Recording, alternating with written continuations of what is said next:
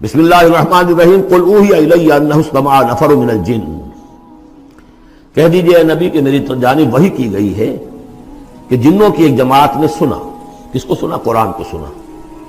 فقالوا انا سمعنا قرآنا عجبا، انہوں نے کہا ہم نے سنا ہے ایک بہت ہی دل کو لبھانے والا قرآن، یہدی الی الرشد، جو نیکی اور رشد اور ہدایت کی طرف رہنمائی کر رہا ہے۔ فآمنا بہ، تو ہم تو ایمان لے آئے۔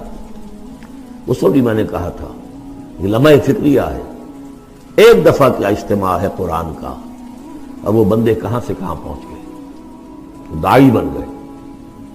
ہمارا کیا حال ہے؟ ہم نے اس معنی میں قرآن کبھی پڑھا ہی نہیں، سنا ہی نہیں۔ سنتے ہیں تو خیبر میل کی سپیڈ سے جو پڑھ رہا ہوتا قاری، 5 دن میں پورا قرآن، 6 دن میں پورا قرآن، اور اشتہار دیے جا رہے ہیں۔ یہ ہے ہمارا ریچول۔ یہاں تو 20 منٹ میں ہو جاتی ہے، یہاں 30 منٹ، یہاں چلو وہاں اور اس سے بھی کم میں ہو جاتی ہے، وہاں چلو۔ قرآن کا نتیجہ تو یہ نکلنا چاہیے وہ آپ کو پوزیس کر لے، جانے نہ دے۔ انا سمعنا قرآنا عجبا یہدی الی الرشد فآمنا بہ ولن نشرک بربنا احدا، اب ہم کبھی بھی اپنے رب کے ساتھ کسی کو شریک نہیں ٹھہرائیں گے۔ وَإِنَّهُ تَعَالَى جَدُّ رَبِّنَا، اور یقیناً ہمارے رب کی عزت شان بہت بلند ہے۔ مَتَّخَذَ صَاحِبَةً وَلَا وَلَدًا، اس نے نہیں اختیار کی نہ کوئی بیوی اور جورو نہ کوئی اولاد۔ وَأَنَّهُ كَانَ يَقُولُ سَفِيهُنَا عَلَى اللَّهِ شَطَطًا، اور یقیناً ہمارا جو بے وقوف ہے بڑا، مراد یہاں پہ ہے وہی عزازیل، ابلیس، لعین، وہ چونکہ ہمارا ذرا بڑا بڑگر ہے، تو وہ جو کچھ کہتا رہا ہے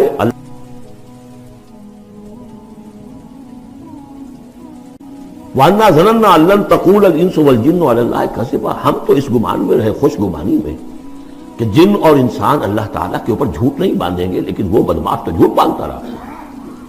ہم نے اپنی شرافت میں اس کی بات کو مان لیا۔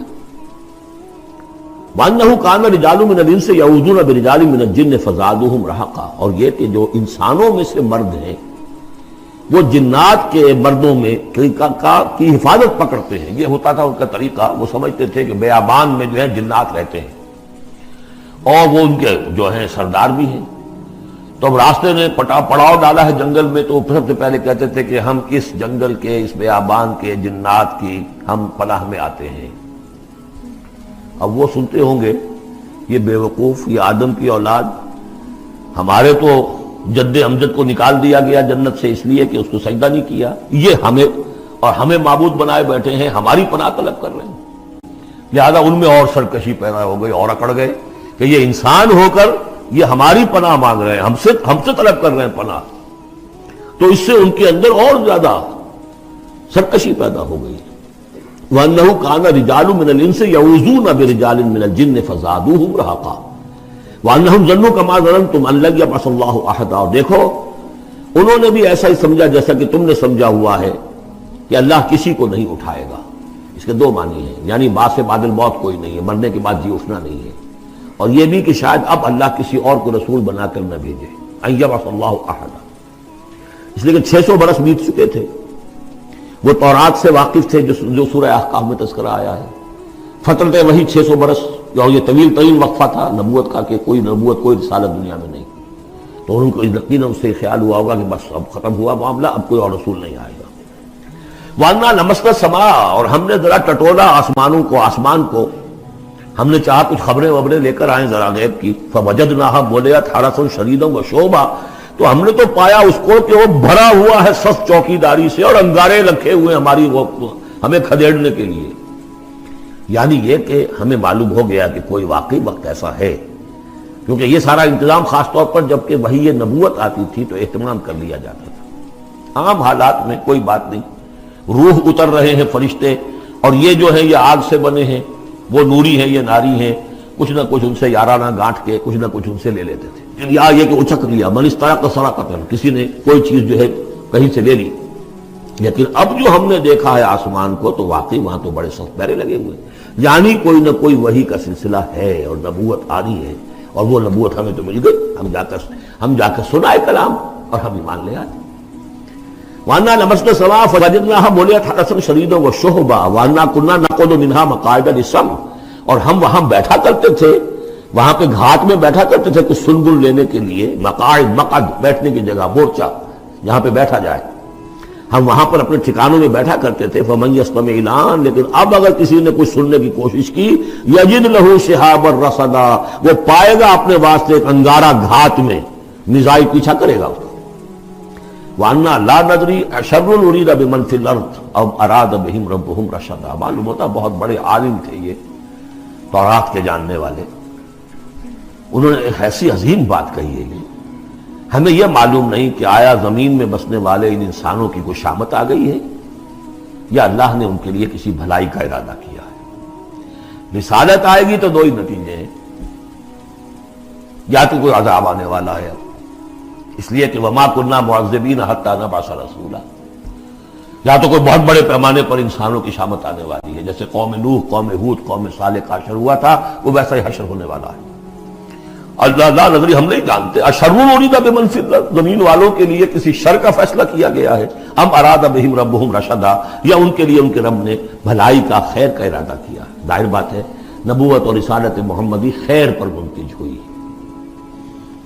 وَأَنَّا مِنَّا الصَّالِحُونَ وَمِنَّا دُونَ ذَلِكَ، اور دیکھو ہمارے اندر نیک بھی ہیں، جنات نیک بھی رہے ہیں اور دوسری طرح کے بھی ہیں، بد نہیں کہا، یہ ہے حکمت تبلیغ، بروں کو بھی برا نہ کہو، ہاں دوسری قسم کے بھی ہیں، نیک بھی ہے اور دوسری قسم کے بھی ہیں۔ کُنَّا طَرَائِقَ قِدَدًا، ہم تھے مختلف راستوں پر جو کہ ایک دوسرے سے پھٹے ہوئے تھے۔ یہ قددا جو آیا تھا نا، قدت قمیصہ، پھٹ جانا قمیص کا۔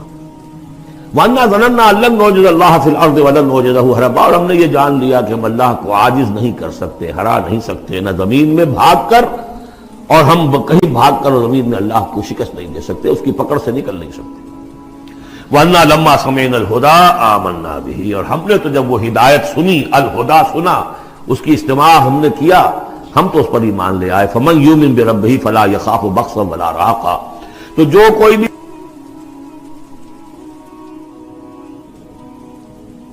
زبردستی ہوگی، کچھ زیادتی ہوگی، جیسے جیسے ان کے اعمال صالحہ ہیں پورے پورے اللہ تعالیٰ ان کا اجر ان کو دے دے گا۔ وَأَنَّا مِنَ الْمُسْلِمُونَ وَمِنَ الْقَاسِطُونَ، اور دیکھو ہمارے اندر وہ بھی ہیں جو فرما بردار ہیں اور وہ بھی ہیں جو بے انصافی کرتے ہیں۔ یہ قسط کے لفظ کے ساتھ سمجھ لیجئے، جب یہ ثلاثی مجرد میں آتا ہے تو قاسط اس میں فاعل بنا، وہ ناانصاف کے معنی میں ہے، یہ باب افعال کے خواص میں سے ہے، سلب ماخذ اس کو کہتے ہیں۔ جب باب افعال میں آئے گا تو اس کے معنی ہے عدل و انصاف، اور جب ثلاثی مجرد میں آئے گا تو ناانصافی۔ قاسطون فمن اسلم فاولئک تحروا رشدا، جو لوگ اسلام لے آئے، اطاعت قبول کر لی، تو انہوں نے تو گویا کہ ڈھونڈ نکالی خیر کی راہ، نیکی کی راہ انہوں نے تلاش کر لی۔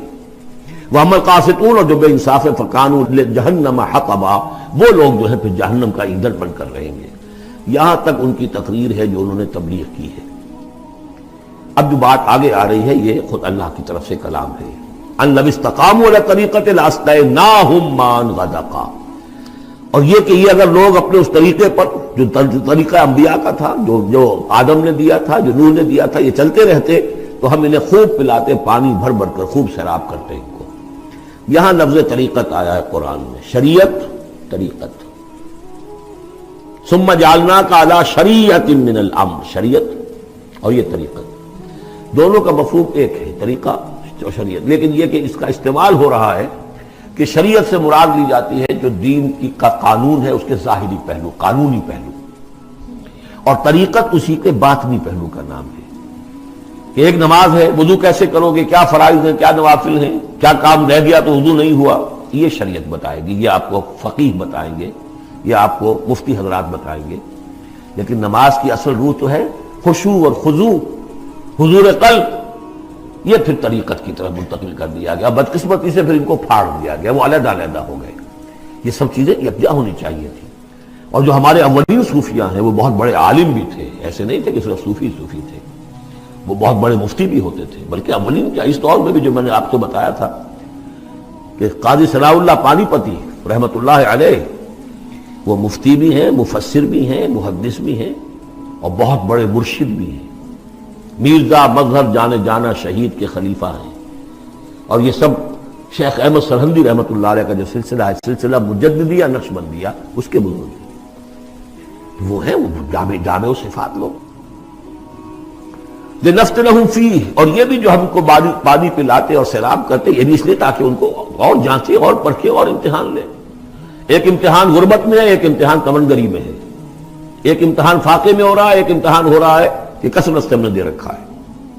ومن یعرض عن ذکر ربہ، اور جو کوئی بھی اعراض کرے گا اپنے رب کے ذکر سے، یسلک عذابا صعدا، تو وہ چلے گا، وہ ڈال دے گا اس کو چڑھتے عذاب میں اللہ تعالیٰ، ایسے عذاب میں صعدا جس کی شدت بڑھتی چلی جائے گی. وَأَنَّ الْمَسَاجِدَ لِلَّهِ فَلَا تَدْعُوا مَعَ اللَّهِ أَحَدًا، اور دیکھو مسجدیں اللہ کے لیے ہیں. مسجد سے مراد مسجد سجدے کی جگہ بھی ہے، اور مسجد سے مراد سجدے کے یہ اعضاء بھی ہیں.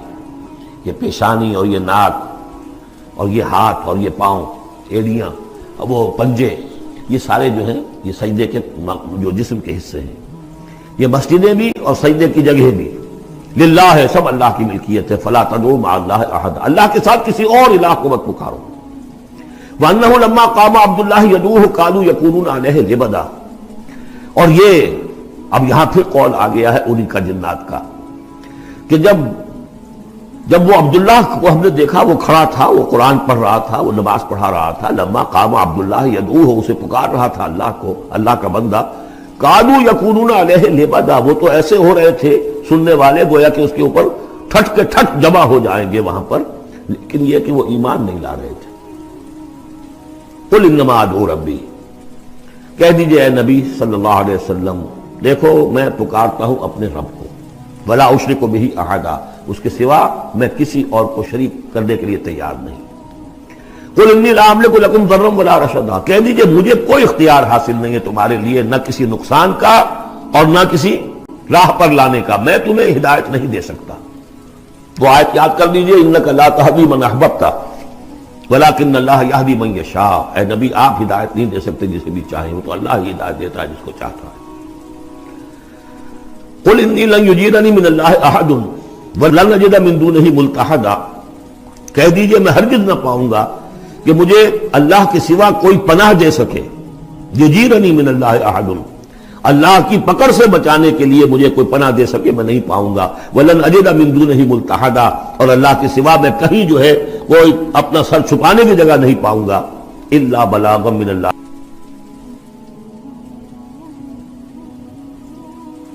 فریضہ سر انجام دوں. اگر میں نے یہ کام نہیں کیا تو میں پکڑا جاؤں گا. فَلَنَسْأَلَنَّ الَّذِينَ أُرْسِلَ إِلَيْهِمْ وَلَنَسْأَلَنَّ الْمُرْسَلِينَ، ہم تو پوچھ کر رہیں گے ان سے بھی جن کی طرف رسولوں کو بھیجا، اور پوچھ کر رہیں گے رسولوں سے بھی. وَمَنْ يَعْصِ اللَّهَ وَرَسُولَهُ، جو کوئی بھی اللہ اور اس کے رسول کی نافرمانی کرے گا، فَإِنَّ لَهُ نَارَ جَهَنَّمَ خَالِدِينَ فِيهَا أَبَدًا، تو اس کے لیے تو پھر جہنم کی آگ ہے جس میں وہ ہمیشہ ہمیشہ رہے گا. حتیٰ اذا رأوا ما یوعدون، یہاں تک کہ جب وہ دیکھیں گے جس چیز کی انہیں دھمکی دی جا رہی ہے. فَسَيَعْلَمُونَ مَنْ أَضْعَفُ نَاصِرًا وَأَقَلُّ عَدَدًا، اس وقت انہیں معلوم ہو جائے گا کون کمزور ہے مددگاروں کے اعتبار سے اور کون اقلیت میں ہے تعداد کے اعتبار سے. وہ تانے دیتے تھے نا کہ دیکھو محمد تمہارے پاس تو بیٹھے بھی ہوتے ہیں تو ہمارے کمی کاری بڑے لوور طبقات کے لوگ، اور وہ بھی چند ہوتے ہیں، دیکھو جا کے ابو جہل کی محفل بھری ہوئی ہے، بڑے بڑے لوگ بیٹھے ہوئے ہیں وہاں پر. اس وقت معلوم ہو جائے گا من اضعف ناصرا واقل عددا. یہ سورہ مریم میں بہت تفصیل سے یہ مضمون آیا ہے. قل ان ادری اقریب ما توعدون ام یجعل له ربی امدا، کہہ دیجئے نبی مجھے یہ معلوم نہیں ہے آیا جس چیز کا تم سے وعدہ کیا جا رہا ہے، جس چیز کی دھمکی دی جا رہی ہے. وعدہ اور وعید بنیاد ایک ہی ہے، اصل میں اصل الفاظ ایک ہی ہے، وعید دھمکی، وعدہ، لیکن حروف اصلی وہی ہے. آیا وہ قریب آ چکی ہے اسے، یا ام یجعل له ربی امدا، یا یہ کہ میرا رب اس کے لیے ابھی کچھ مہلت دے، کوئی تمہاری رسی دراز کرے، یہ میں نہیں جانتا. یہ سورہ انبیاء کے آخر میں بھی آیا تھا. قل ان ادری اقریب ام بعید ما توعدون، کہہ دیجئے اے نبی میں نہیں جانتا کہ جس چیز کا تم سے وعدہ کیا جا رہا ہے وہ قریب آ چکی ہے یا بھی دور ہے. عالم الغیب، وہی ہے غیب کا جاننے والا. فلا یظہر علی غیبہ احدا، وہ اپنے غیب پر کسی کو مطلع نہیں کرتا. الا من ارتضی من رسول، سوائے جس کو وہ چاہے اپنے رسولوں میں سے. یہ بہت اہم قانون ہے قرآن کا، اور اس میں سارا مسئلہ علم غیب کا حل ہوتا ہے. ایک بات تو یہ کہ ہمارے جو بھی بریلوی بھائی ہیں وہ بھی مانتے ہیں، 4 باتیں وہ مانتے ہیں. 3 میں نے ایک مرتبہ تحقیق کی تھی بڑی مفصل، جا کر بعد لوگوں سے ملاقات کی، ابھی میں طالب علم تھا. کہا دیکھیے ہم ثابت مانتے ہیں اس بات کو، نبی کا علم ذاتی نہیں عطائی ہے، اللہ نے جو دیا وہی ہے، نبی کا علم قدیم نہیں حادث ہے، پہلے نہیں تھا پھر ہو گیا، اللہ نے دے دیا تو ہو گیا، اور نبی کا علم غیر محدود نہیں محدود ہے۔ میں نے کہا یہ تین باتیں جو شخص مان لے میرا اس سے اب کوئی جھگڑا نہیں رہا۔ لیکن ہمارے ہاں کچھ لوگوں نے ایک ڈیفینیشن کر لی علم غیب کی، علم غیب وہ ہے جو بغیر کسی کے بتائے خود حاصل ہو جائے۔ اس اعتبار سے تو میرے پاس بھی علم غیب ہے، یعنی کسی کے پاس کوئی علم ہے ہی نہیں، ہمیں دیا اساتذہ نے دیا، حضور کو دیا اللہ نے دیا، جبریل کو دیا اللہ نے دیا، اس معنی میں تو ذاتی علم تو کوئی بھی نہیں مانتا کسی کا، علم تو دینے سے ہوتا ہے۔ البتہ علم غیب کسے کہتے ہیں؟ وہ چیزیں جو ہماری نگاہوں سے چھپا دی گئی ہیں، وہ عالم غیب ہے، جنت ہے، دوزخ ہے، فرشتے ہیں، یہ سب کیا ہے؟ عالم غیب۔ تو نبیوں کو تو کچھ نہ کچھ حصہ اس کا دکھایا جاتا ہے تو نبی بنتے ہیں نا، ورنہ میرے اور نبی میں فرق کیا ہوا پھر؟ اگر میرا بھی علم وہی ہوتا ان السمع والبصر والفؤاد، تو میرے علم اور حضور کا بھی علم یہی ہوتا تو فرق کیا ہوا؟ حضور نے تو اس دوسرے علم کے اعتبار سے تو صاف کہہ دیا انتم عالم بامور دنیاکم، لیکن حضور کو معراج میں جنت دکھا دی، دوزخ دکھا دی۔ زمین پر رہتے ہوئے آپ نماز پڑھا رہے تھے، غالباً وہ جو کہ نماز پڑھائی جاتی ہے جبکہ بارش نہیں ہوتی، استسقاء کی نماز، اسی کے دوران اچانک ایک دفعہ آپ آگے بڑھے، لوگ حیران ہوئے کیا ہوا ہے، ایک دفعہ پیچھے ہٹے۔ لوگوں نے پوچھا بعد میں کہ حضور یہ نماز کا حصہ تھا، یعنی ہم بھی فی صدا کیا کریں اس نماز کے اندر؟ فرمایا نہیں، اصل میں میرے سامنے جنت لے آئی گئی اور بے اختیار میرا ہاتھ بڑھ گیا کہ میں اس کا پھل توڑ لوں، اور میرے سامنے اس کے بعد دوزخ لے آئی گئی اور اس کا جو بمکا آیا گرمی کا، اس سے میں بے اختیار پیچھے ہٹا۔ دنیا میں سیر کرا رہے ہیں، بہرحال یہ غیب ہی میں سے ہے۔ البتہ کل غیب یہ جو مانے اللہ نبی کے لیے وہ کافر ہے، اور وہ مانتے ہیں، بریلوی بھی مانتے ہیں، کل غیب کا کوئی سوال ہی نہیں۔ نبی کا علم محدود ہے، نبی کا علم حادث ہے، نبی کا علم عطائی ہے۔ تین باتیں مان لیجئے، باقی نبی کا علم کتنا تھا کتنا نہیں تھا یہ میں کون ہوں ناپنے والا اور آپ کون ہیں ناپنے والے؟ دیا اللہ نے جو دیا، بتایا جو بتایا، اللہ اللہ خیر صلی اللہ۔ تو یہ عالم الغیب وہ ہے غیب کا جاننے والا، فلا یظہر علی غیبہ احدا، تو وہ نہیں مطلع کرتا اپنے غیب پر کسی کو، ہاں الا من ارتضی بالرسول، سوائے اپنے رسولوں کے۔ کذالک نری ابراہیم ملکوت السماوات والارض، یہ ہم نہیں پڑھ چکے؟ ابراہیم کو بھی ملکوت دکھائے، حضور کو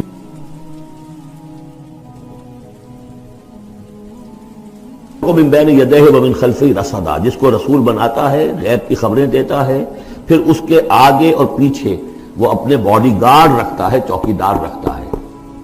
یسلک من بین یدیہ، اس کے سامنے بھی، ومن خلفہ، پیچھے سے بھی چوکیدار، حفاظت کرنے والے۔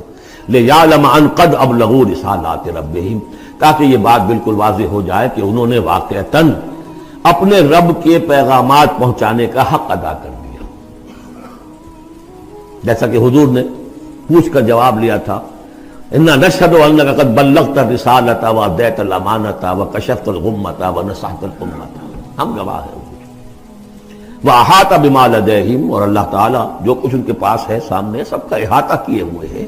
واحصا کل شیء عددا، اور ہر شے کی اس کی جو انوینٹری ہے وہ بڑی مکمل ہے، کوئی چیز وہاں سے غائب ہونے والی نہیں ہے، ہر ایک کا عدد کے ساتھ حساب کتاب کا اس نے رکھا ہوا ہے۔